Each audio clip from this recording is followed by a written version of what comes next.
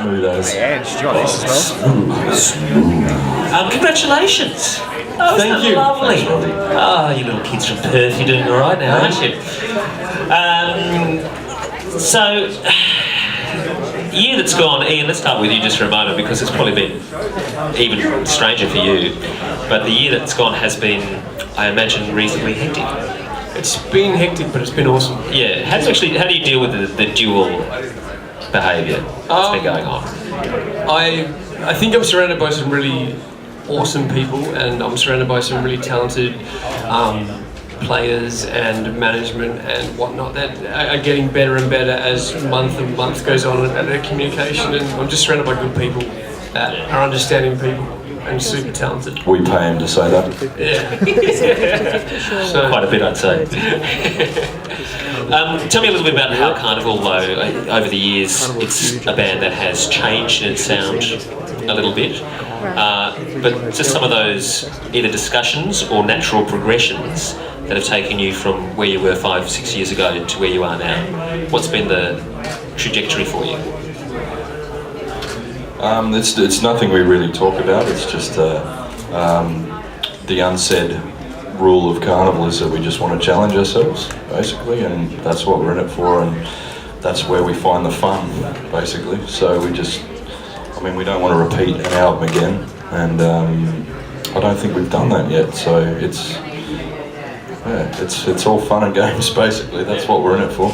And you mentioned the Perth music scene and how wonderful it is to play there. How is it at the moment?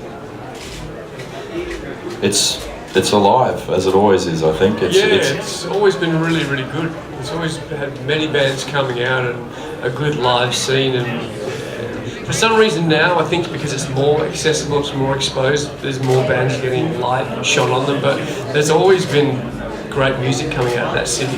There has, but it's always been under the tyranny of distance because of how far away it is from so many other places. And for some bands and acts, that has been a real difficult hurdle for them. But for you guys, you seem pretty comfortable. Yeah, I don't know, maybe because what this band does, it targets a certain type of listener.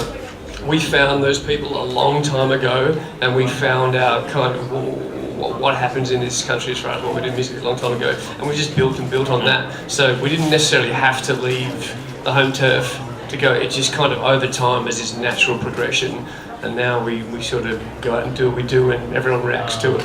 Yeah. You know? How has the popularity of you as a frontman in both bands, how has that affected you in terms of performance, presentation, songwriting, all those sorts of things? Does it have any effect? I don't know. I think the two are very separate chemical and emotional and physical sort of things. Like when I'm writing with Drew and the guys, it's very much they're a separate world, and same thing in Birds. My part, I don't know what it is with the difference there. I don't know. I dance weird in one and dance weird the other. Well said. All right, any questions for Karnivool this evening, ladies and gentlemen? Going once, going twice, yes. I didn't ask about the beard. At what point did you decide, for Kenny, you got rid of your beard? Yeah. At what point did you decide to do that? I can't remember, it was a while ago. It's been a while.